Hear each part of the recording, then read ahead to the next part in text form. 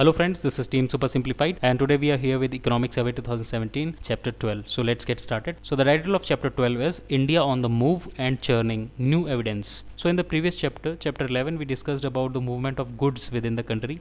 We spoke about interstate trade, right? And in this chapter, we will talk about the movement of people within the country. We will talk about migration within the country, from one district to another district, from one state to another state. And before starting the chapter, let's see what is the agenda here, what are the major points we are going to discuss here. So here the central theme of the chapter is migration, and we will study the migration within India, not at the international level. Okay, so we will see what is the pattern of migration in India and how are the figures of inflow and outflow for the Indian states and what is the overall trend. And during our discussion we will have a look at a lot of interesting statistics related to migration, and finally we will conclude the chapter, right? So let's start the chapter now. So economic survey says that people migrate mainly for work and education.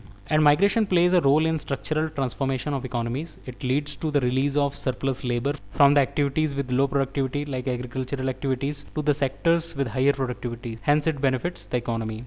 For example, in the case of China, the high economic growth of China was actually accompanied by migration. And how was the migrant flow in China? The migrant flow was from the rural hinterland to the urban hotspots, which were mainly located in the coastal areas of China, right? So people were moving from the heartland of the country to the coastal areas of China, right? And the remittance flow was in the opposite direction. So the migrants working in the coastal areas were sending money back home, right? And these remittances helped their families. They helped increasing the purchasing power in these areas. And this trickle-down effect is generally seen in all the countries, and that is why migration benefits the country according to economic survey. So migration basically led to the economic development of the rural areas also. So basically migration is actually helping the economy in two ways. First of all, it is releasing the labor from the low productive jobs like agricultural activities to the sectors with higher productivity, the industrial sector, right? Another way is this trickle down effect, that the remittances which are going back home are actually helping the region to develop, right? For example, we have seen in the case of Kerala, there's a huge chunk of population in Kerala that is working in the Middle East countries, and the remittances which are coming from there, that has actually contributed a lot in the development of Kerala. And this figure shows here the migration pattern in China. So here we have a map of China, and we can see that from the heartland of the country, from the hinterland of the country, the people are moving outside to the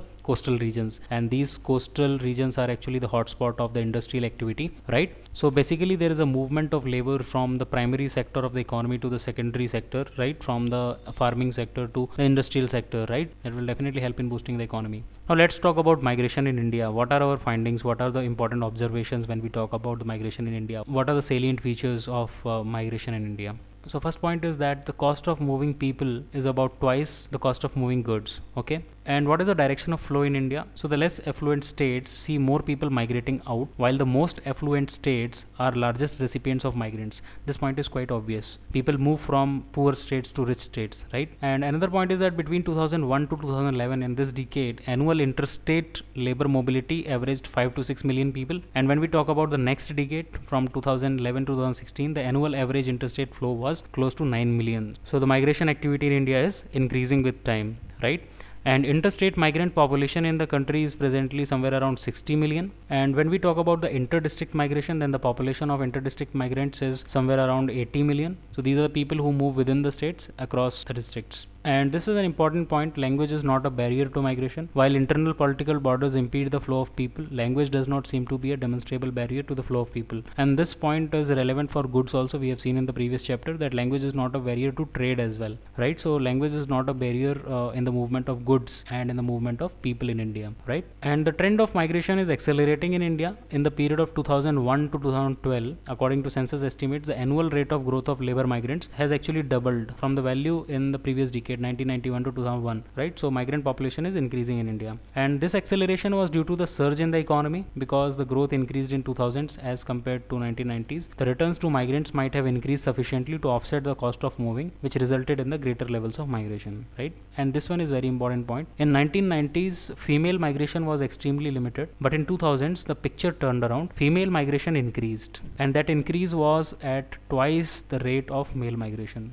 Okay, so let's see some of the statistics here. So this graph shows the total net flows at all India level. Here on the x-axis we have the financial years, and on the y-axis we have the net flow of migrants in millions. So we can see a spike in 2013-14, and if we take the average of these figures, then it comes somewhere around 9 million people. So there are 9 million people migrating annually within India. Okay, And where do these migrants work? What kind of job do they take when they move to another city or an urban center? So one third of them, around 35% of them, take the construction job. Nearly 14% of them are agricultural laborers, 7.56 other laborers, 4% drivers, 3.7% sales, shopkeepers, etc. And around 35% of them are doing some miscellaneous jobs. Okay, so the major contribution in the employment of migrants is actually of the construction sector. Okay. Now let's compare the trend of migration with the real income across the states. So on the x-axis we have per capita income, and on the y-axis we have the net migration, right? So the states like Bihar and UP, which have low income per capita, are in the negative range. That means there's a net outflow of migrants from these states. People are moving out, right? And on the opposite side we have states like Delhi, Maharashtra, Gujarat, Kerala, Tamil Nadu. So all these states are in the positive territory. That means there is a net inflow of migrants in these states, right? So there's a correlation between the real income of the state and the level of migration. And this graph shows the average net flows at state level. On the x-axis we have different states, and on the y-axis we have the net flow of migrants in millions. So that states like Delhi, Maharashtra, Tamil Nadu, Goa, all these states see net in migration, right? And the states like UP, Bihar, Jharkhand, MP, Haryana, Chhattisgarh, in all these states we can observe net out migration, right? So effectively people are actually moving out of these states. So basically the population from these areas is actually moving to these states, right? And this map of India shows state-wise passenger flows, railway passenger flows for the year 2015-16. So the states which are marked in red color like Gujarat, Maharashtra, Tamil Nadu, West Bengal, these are the states where we observe the highest level of inflow of migrants. And the states which are painted in blue color like Uttar Pradesh, Bihar, Jharkhand, Madhya Pradesh, in all these states we observe net outflow of migrants, right? And similarly here there is a district wise comparison. You can just go through this. The districts which are marked in red color are the magnet districts for the migrants. They are the hotspots. People are moving in from the surrounding regions into these districts, right? And the districts which are marked in blue color, for example here the Kutch region is marked as blue color, so people are moving out from these areas, right? So this is a district wise comparison. And now this is a very interesting map of India. Here this map shows the top interstate migration routes. So these are the most popular routes which are taken by the migrants. So here we can easily observe that people from Bihar and UP are actually moving to Delhi, and recently the trend of movement towards southern region has also started, and the people from these regions are now actually moving towards the southern states like AP, Tamil Nadu, Karnataka, Kerala also. People from Maharashtra and Gujarat are actually moving to Tamil Nadu as well, right? So these are some of the important interstate migration routes in India. So what is the conclusion here? Conclusion of all the discussion and observation. So the labor mobility in India is much higher than that has been previously estimated, and the acceleration of migrants was particularly pronounced for females. We have seen that the growth rate of female migration is actually twice that of male migration.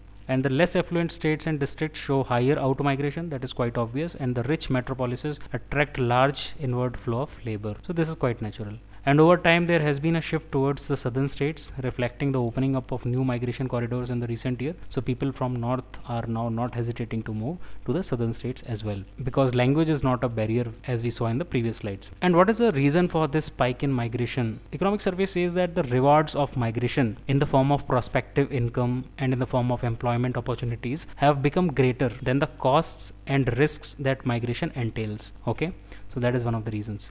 And economic survey says that to sustain this churn, policy hurdles have to be overcome. While there currently exist multiple schemes that address the migrant welfare, they are implemented at the state level and they require a lot of interstate coordination. So migrant welfare is very, very important, because we have seen in the first slide itself that migration helps in the growth and development of the economy. So migrant welfare is very, very important. Now coming to the last point, the domestic remittances market, which is estimated to exceed rupees 1.5 lakh crores, can also be leveraged to enhance the financial inclusion for migrant workers and their families in the source region, like what we have seen in the case of China, right? So that's all guys, that's all from our side in this chapter. If you like this video, please hit on the like button, and please do subscribe to the channel if you have not done so, so that you get regular notifications and you don't miss out anything important. And please share these lectures on the online forums and with your friends so that they can also take the benefit. So that's all for now. We'll see you soon with the next chapter. Till then, bye bye, take care and prepare well.